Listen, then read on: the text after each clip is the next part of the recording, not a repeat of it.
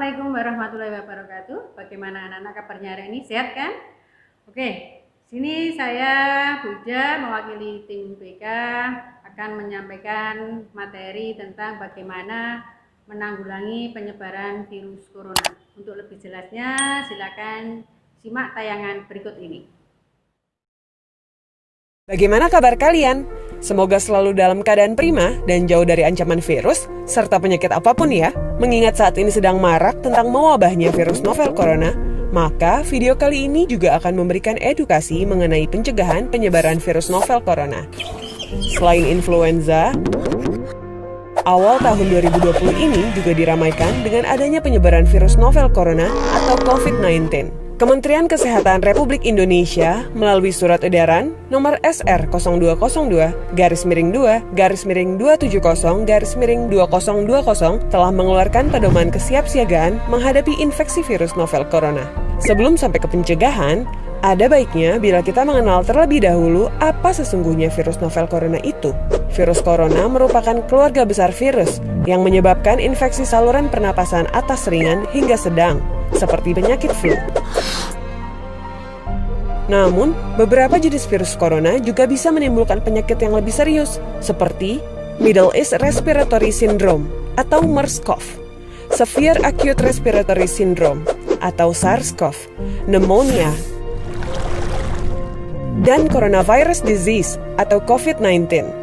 Virus novel corona menyebabkan wabah pneumonia di kota Wuhan, Tiongkok pada Desember 2019 dan menyebar ke negara lainnya hingga kini.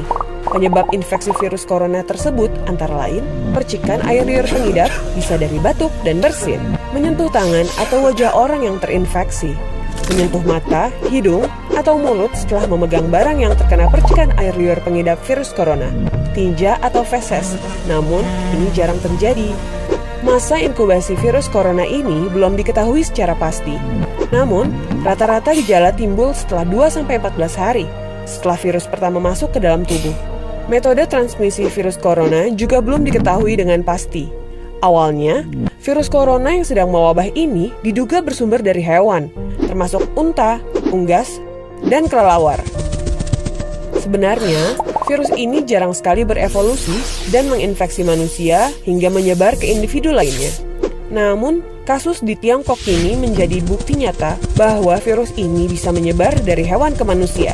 Bahkan, kini penularannya bisa dari manusia ke manusia.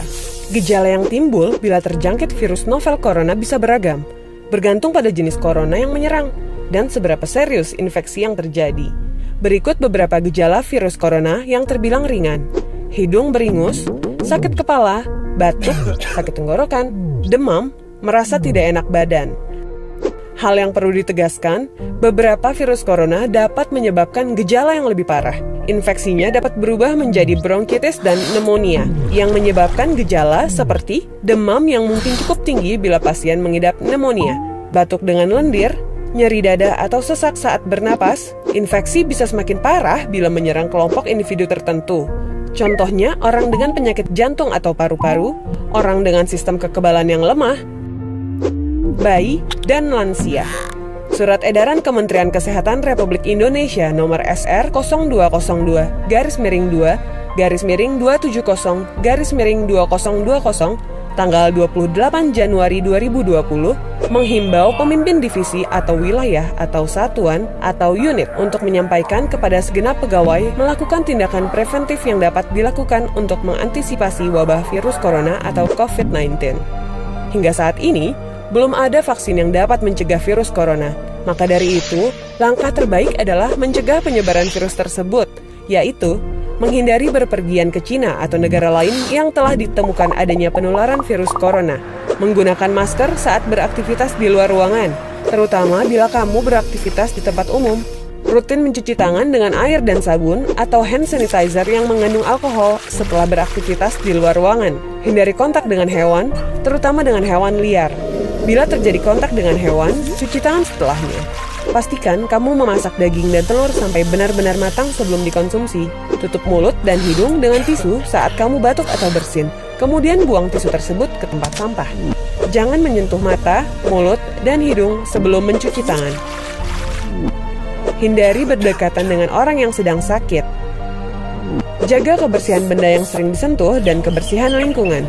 Begitulah informasi seputar virus corona yang harus kamu ketahui. Semoga kita terhindar dari virus ini dan segala penyakit lainnya ya. Nah, itu tadi anak-anak pemaparan tentang bagaimana cara kita untuk menanggulangi penyebaran virus corona. Bapak Ibu guru berpesan anak-anak supaya ikut berpartisipasi dalam pencegahan virus corona. Yang pertama adalah selalu memakai masker saat bepergian. Yang kedua, terapkan social distancing atau menjaga jarak minimal 1,5 meter. Yang ketiga, selalu cuci tangan setiap selesai beraktivitas.